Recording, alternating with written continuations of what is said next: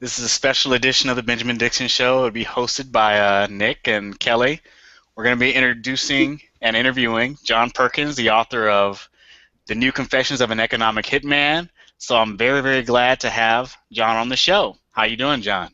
I'm doing great, Nick. Thanks very much. It's great to be with you guys. Yeah, John, I was telling you before, actually outside of the actual cast itself, that basically I had seen you multiple times on Democracy Now, and I think the first time I heard it, sometimes the first time you're exposed to something, you don't really absorb it. But then the second time, I had already read another book by Stephen Mincer called Overthrow, and it put everything in your book into a whole new perspective. So, your book is The New Confessions of an Economic Hitman. Back then, this book wasn't out. It was just Confessions of an Economic Hitman. Now you've added another section that's talking about stuff that's more current and a lot of stuff that's actually domestic. But both books are absolutely great books, and I would like to take this time, just outside of the books, to go ahead and have you introduce yourself to our audience. I know I've talked about those two books, but let's go ahead and do that first. Well, thanks, Nick. I guess that's a pretty good introduction. I was an economic hitman. This is back in the 70s. My official title was chief economist at a major Boston-based consulting firm, and my job was to identify countries that had resources our corporations want, like oil, for example, and then arrange a huge loan to those countries from one of the big banks, like the World Bank or one of its sister organizations. And that money would actually go to pay our own corporations, Bechtel, Halliburton, Brown and Root, Stone and Webster, familiar names, many of us, to build big infrastructure projects in those countries and make huge profits in the process, I might add. The projects they built, power plants, industrial parks, things like that, would help a few wealthy families in the country, the families that owned the industries, the commercial centers.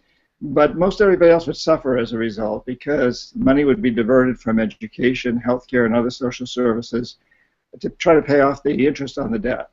And in the end, the principal would never be paid off. And so at some point we go back and say, since you can't pay your debts, sell your resource, oil, whatever, real cheap to our corporations without any environmental or social regulations. Privatize. Sell off your utilities, your electric systems, your water and sewage systems, your schools, your prisons, your banks, everything like that to our own corporations. And in the few cases where we failed, where leaders of countries didn't accept these deals, people we called jackals, CIA assets, would go in and either overthrow or assassinate those presidents. And unfortunately, Nick, two of my clients, Jaime Roldos, president of Ecuador, and Omar Torrijos of Panama, didn't play the game.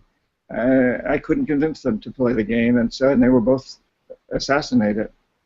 And I just mentioned that the reason I wrote this New Confessions 12 years after the last one was published is because really that system that we developed and used in the developing countries has come home to roost now in the United States, Europe, and the rest of the world. And it's really, we've all been hit, and we know that the system today is a global failure. We know that the economic system we've built is causing the oceans to rise and glaciers to melt, and tremendous inequality of resources and income around the planet. So we have to change it, and that's really why I wrote the book, to help strategize a change.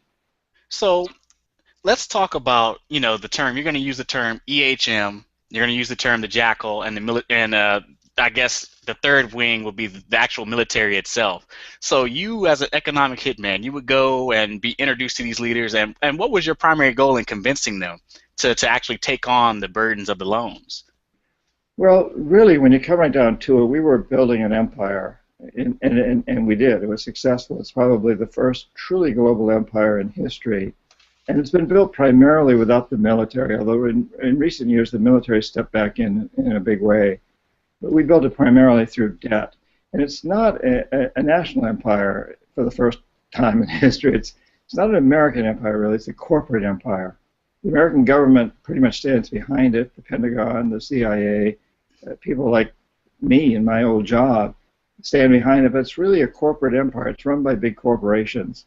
And that is both a problem, and it also gives us a answer to how do we solve this, because corporations are fairly malleable. We the people ultimately have a lot of control over corporations if we will just choose to exercise that control.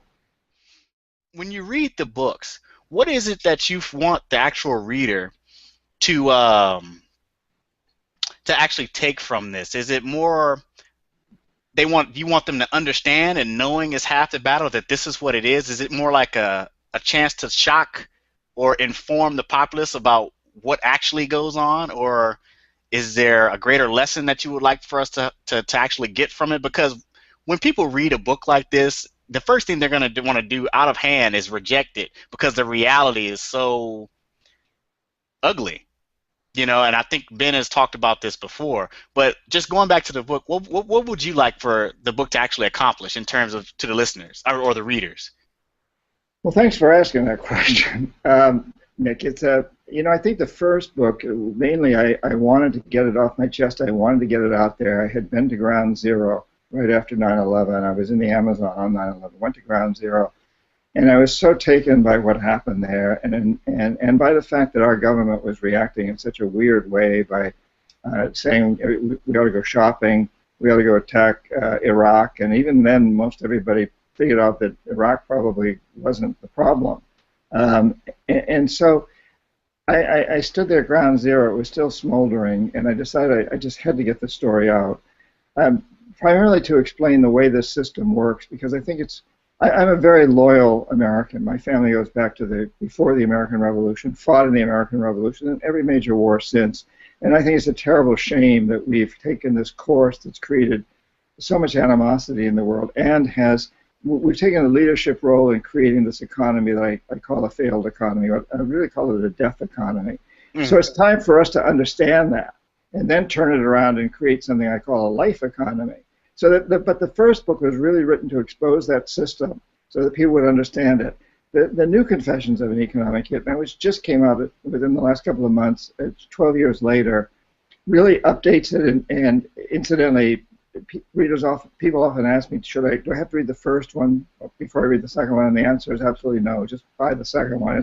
It's got all the main stuff in it, but it's got this whole new section, including 15 chapters of a strategy for change, lists of things that we can do, strategies of things every one of your listeners can do, whether your listener is a teacher or a social worker, an artist, a plumber, a carpenter, a parent, whatever. It's something we all can do to turn this around. We need to create an economic system that supports a life economy, that supports an economy that's truly a renewable resource. We're on the road to doing that. We've already begun it. We're headed down that road, but we have to move down that road a lot faster.